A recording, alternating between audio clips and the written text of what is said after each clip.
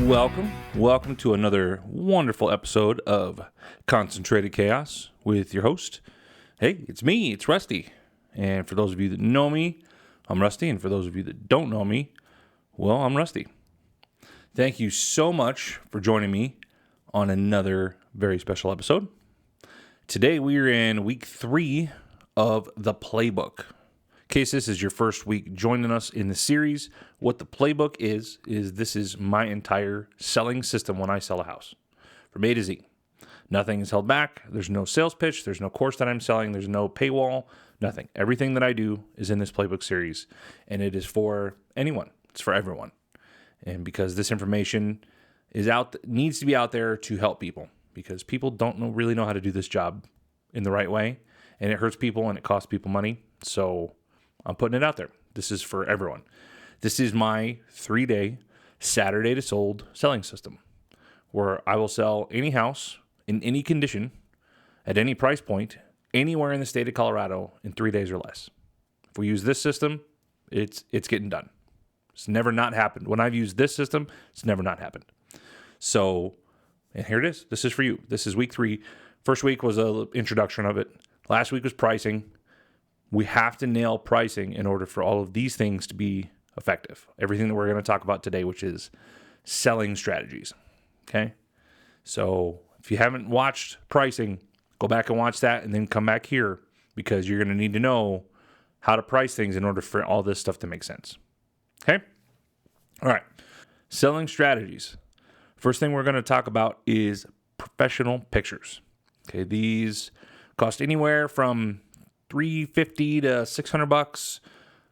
These are ones, if you have an agent, they should be paying for them. If you're doing this on your own, you need to pay for them. This is not something that is optional with this system. You can't just take cell phone pictures and throw them up on the internet and expect things to work. You might go, Rusty, I have a cell phone. It's an iPhone 16 Pro Max Plus Super. He's got the best camera in the world. Doesn't matter. You need to have a professional real estate photographer come out and take pictures, because the way that they can set up the compositional shots, they're not going to do stupid shit. Like, I've literally seen people take a picture of a toilet with the lid open with it having not been flushed and put that up on the fucking MLS. Okay, I've seen multi-million-dollar listings online with cell phone pictures. It's insane. You have to do this because you need to get people in the door. And how do we get people in the door? We get them interested in the listing. Okay? How do we get them interested in the listing? We put it on all of the property websites where the buyers are. Zillow, Redfin, Realtor.com. All of the property aggregator websites, right? Cell phone pictures make people go, ugh, that looks like crap. Even if it's a nice house. I've seen nice houses with cell phone pictures and went, ugh, no, I'm all right. I've had some very, very crappy houses that we've done professional pictures on, and people will show up, and it's not the right house for them, and that's fine, because it's not the right house for everyone. They'll show up and they'll go, gosh, it looked way better online than it did in person. And I will go, thank you, because I've spent a lot of money in order to make it look like that. Because, again, back to our original thing, everything that we're doing is to get people in the door. We need to have professional real estate photographer. We need to have a professional real estate photographer come out and take excellent pictures of your property, even if it's not in the nicest condition. That's okay. But we need to have those pictures so that online it looks like it's in good shape, because photographers can make it look like it's in good shape. You couple that with the pricing strategy, and people go, that one might be worth taking a look at. So, pro pictures, they're a cost. And if you have an agent, that's rolled into the cost of doing business for an agent. If you're doing it on your own, do it. It is not an option. You will not get the most money possible if you don't do a professional real estate photographer. You don't have to go crazy and do all of the drone footage and twilight shoots and all that other shit that people do. It's great if you do. It makes it look awesome. It's more, I think that's one of those things that's more for us as far as real estate agents, in order to be able to show potential other sellers, hey, this is the kind of thing that we do. I don't think that crazy. You don't need to go to that extreme, but professional pictures that are edited right, maybe even virtually staged, those kinds of things you need to do. Okay, so professional pictures, do them. Not optional, have to do it. Okay? All right, next is a title company. Okay, this is more of kind of a backbone thing. It's not necessarily like an active selling strategy, but you definitely need to have this in order to, sell your house. So title company, if you have an agent, they'll kind of handle this for you. But if you're doing this on your own, I always recommend using one of the big boys. You get your land titles and your Chicago titles and your, Fidelities and your First Nationals, and there's all kinds of title companies. Just Google one and pick the one that's your favorite. I personally use Canyon Title for a number of reasons. The main ones are if I have a client that needs to do a remote closing, that's included in their service fees. It's an extra fee if you need to close remotely. With other title companies, that's included with Canyon, so I use them for everything that I do. Also, they do their back end as far as their app goes, which you won't get to use if you're doing for sale by owner, but it's good for me. So anyways, I use Canyon Title. They're fantastic. If you want their contact information, I can connect you with my closer. She's excellent. The other thing is they're going to hold earnest money, and you need somebody to hold earnest money because you can't just in a selling, in a sales process, you can't just take up somebody's earnest money and put it in your checking account and say, oh yeah, I'll give it back to you. That's sort of not how that works. It's called commingling, and it's pretty frowned upon. So they will handle all that for you, and that's a really a value add that you can have, a neutral third party. If there's any sort of disputes or anything like that, that's a good place to have that. So title company, get one that you like and get it in place. All right, let's talk about some seller incentives. I'm sure that you've seen these around, anything like a rate buy down or a seller concession or, even something like an agent bonus, something like a rate buy down. You'll see something in the notes that'll say, sellers to give a $10,000 credit to buyer to buy down the rate. So, rates are whatever they are now, 7%, 6%. And they'll say, oh, we'll give you a $10,000 credit so that you can buy that down to 5.5 or 5.25 or whatever, however much a rate buy down is. You'll see that people just offering that off the top, like, here you go. We're selling just so that we're going to give you $10,000. I've seen it for seller concessions for $5,000 for carpet or $3,000 for paint or for a roof replacement or whatever the case is. I've seen people offering money off the top in order as a strategy to help them look more enticing. The one that really pisses me off is the agent bonus. They'll do stuff like, buyer's agent will get a $1, $2, $5, $10,000 bonus if a full price offer is brought by X date. Okay, that is literally throwing your money away. I mean, you might as well burn it in the winter for heat. Like, that's going to be a better use of your money than offering to pay an agent more money to bring you a buyer. That is the most asinine way that I've ever seen an agent try and get a buyer in the house. It's ridiculous. It's if you have an agent that's telling you, let's offer a bonus for somebody to bring in an offer by this time, fire that agent immediately. They're basically throwing your money as the seller down the drain. So none of those things you need to be leading with. Okay, some of the seller incentives, like a rate buy down or a concession for repairs, they may come up at some point during the deal. But if you're doing the pricing and the selling strategies correctly, you don't need to lead with them. You keep that in your back pocket as a tool in your tool belt if needed. But it all comes back to pricing. Okay, we're not trying to give away any money that we don't need to give away. So all that stuff, that the seller incentives up front, none of that. We're not doing any of that because we're going to price it right and get people excited. Okay, let's talk about our showing strategy. How are we going to get people in the door, like physically? Okay. Again, this goes back to pricing, and you're probably going to get tired of hearing about it, but that's why pricing is so important. Okay, because we're going to price it in a way that gets people excited about the house.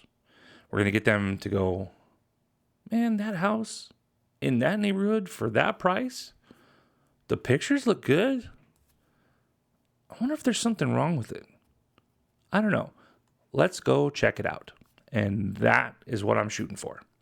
That is the reaction that I want when they see the pictures and they see the price and the comparables in the neighborhood. I want them to wonder, maybe there's something wrong with it. I don't know. For that price, it's worth checking out. So that's what we're shooting for as far as pricing to get people in the door.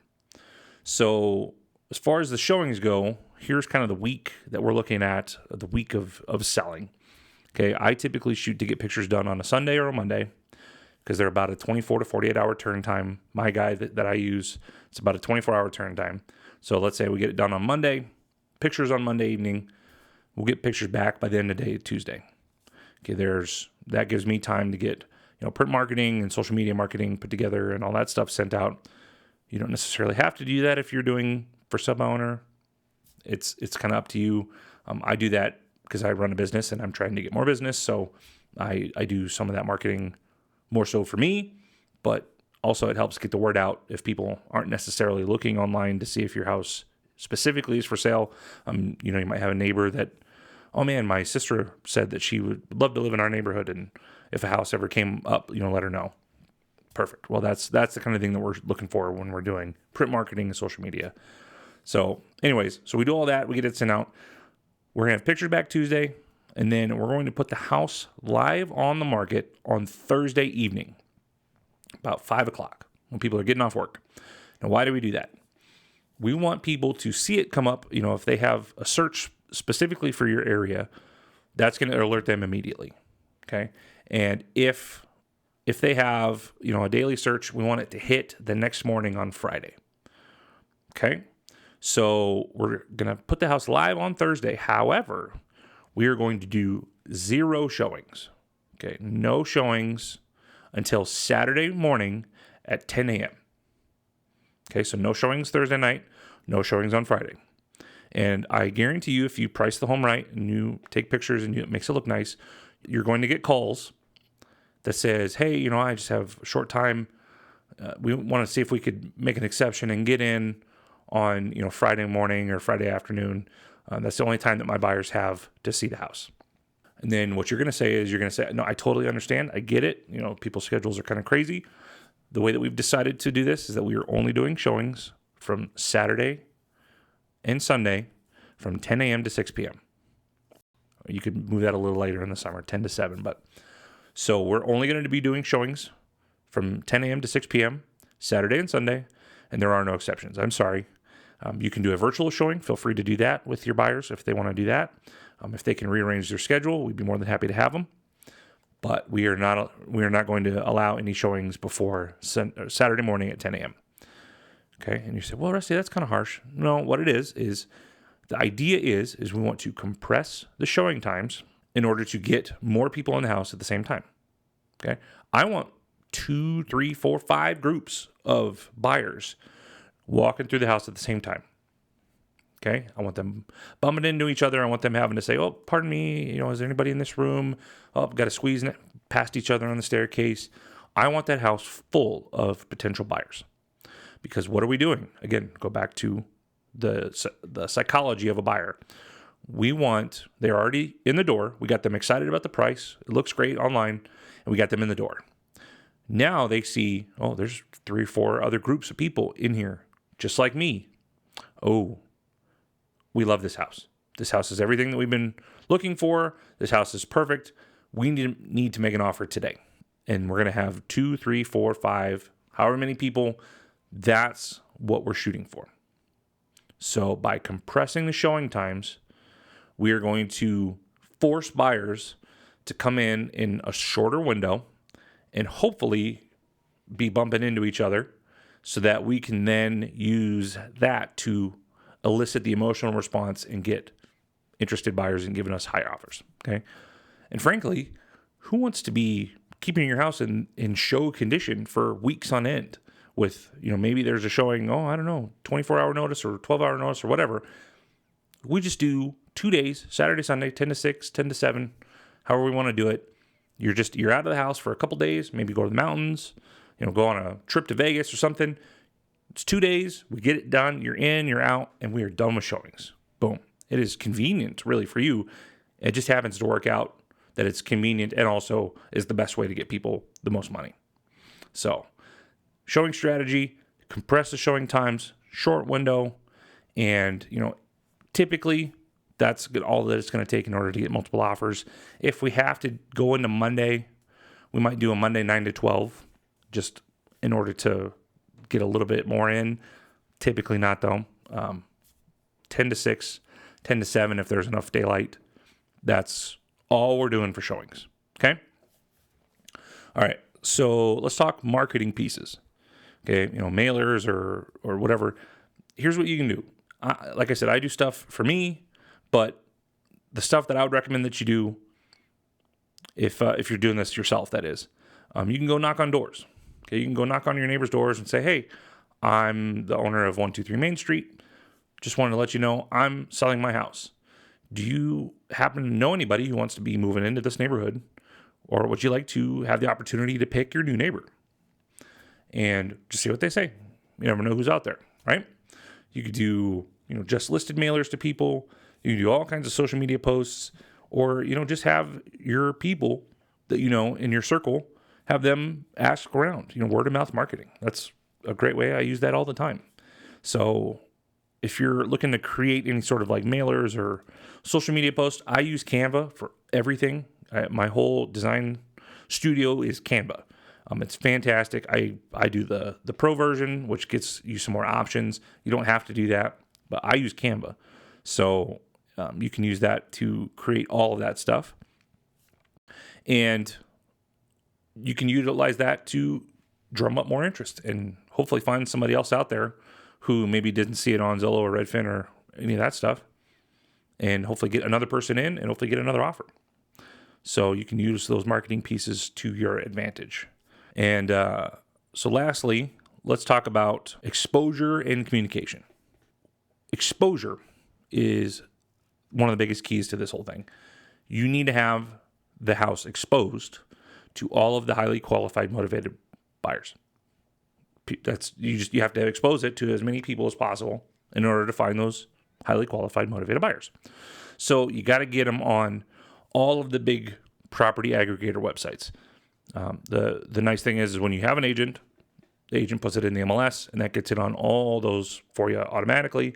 If you're doing this for sub-owner, you're not going to be able to get it on the MLS.